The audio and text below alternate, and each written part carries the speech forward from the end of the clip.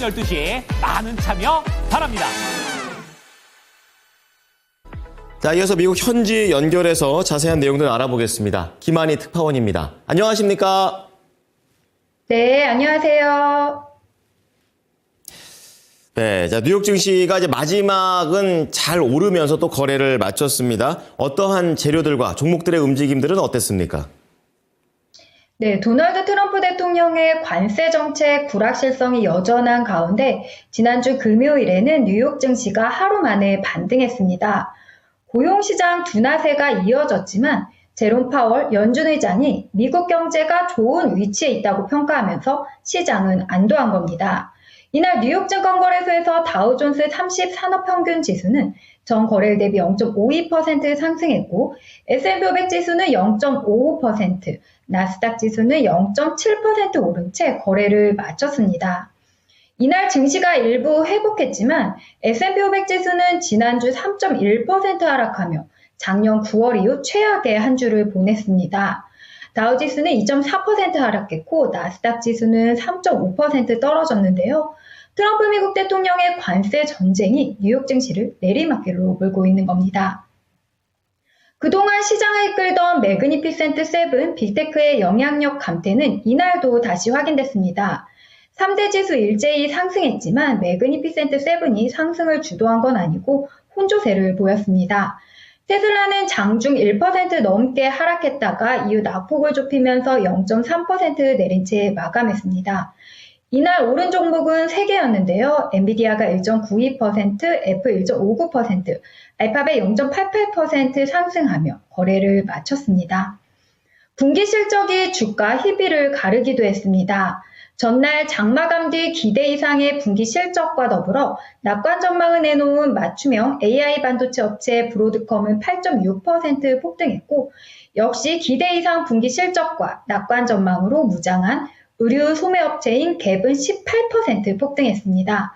반면 실적이 기대에 못 미치고 전망까지 예상을 밑돈 AI 서버 업체 휴렛패커드 엔터프라이즈는 11.9% 폭락했습니다.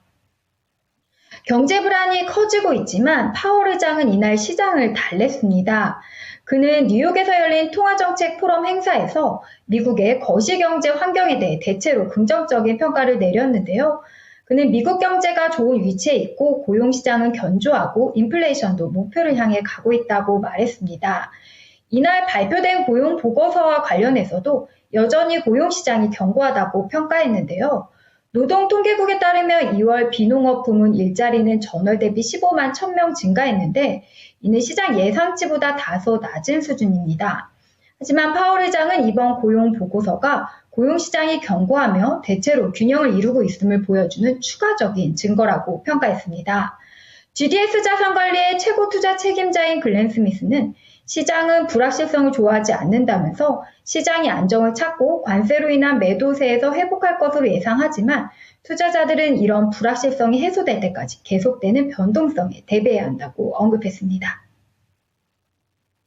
네, 종목들의 변동성이 전망되는 가운데 또 이번 주 이제 한국 증시는 3월 2주차에 접어들게 됩니다. 지난주에는 이제 고용 주간이다라고 좀 말씀을 해주셨는데요. 이번 주에는 어떤 것들을 볼까요?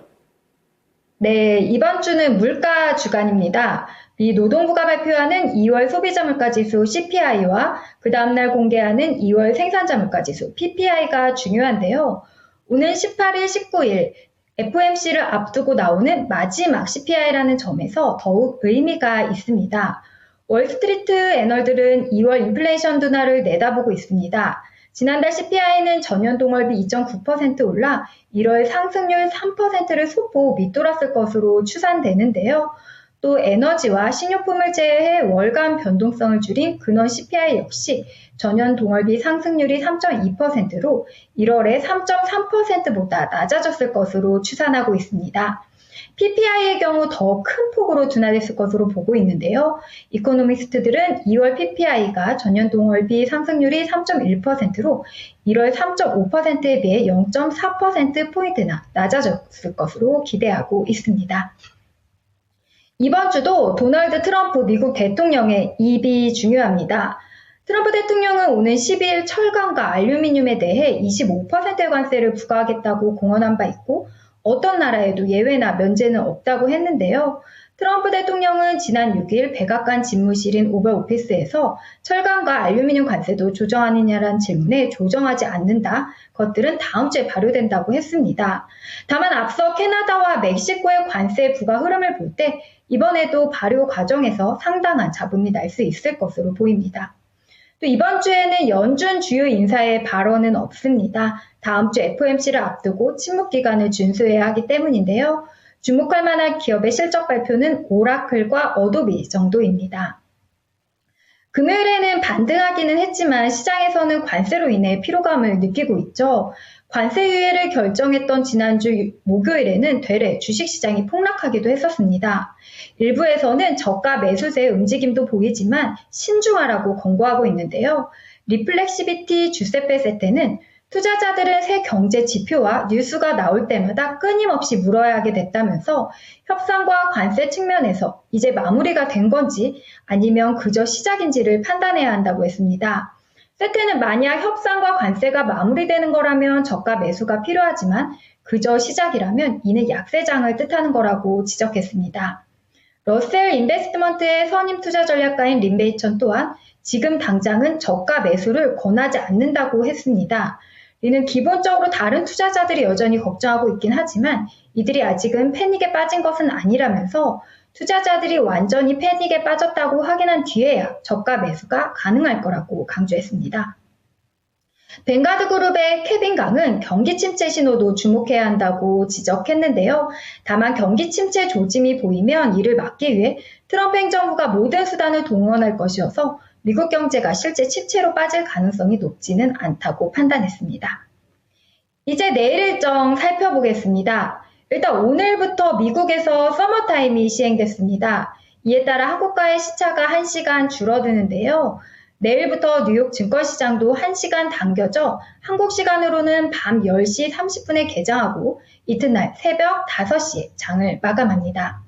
내일 경제지표로는 2월 뉴욕 연방준비은행의 1년 기대 인플레이션이 발표되는데요.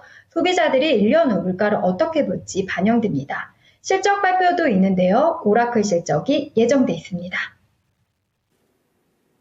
네, 연준의 이번 주 지표들이 많이 영향을 미칠 거기 때문에 잘 또 팔로우 해보도록 하겠습니다. 오늘 말씀 감사합니다. 네, 감사합니다. 지금까지 모닝인 뉴욕이었습니다.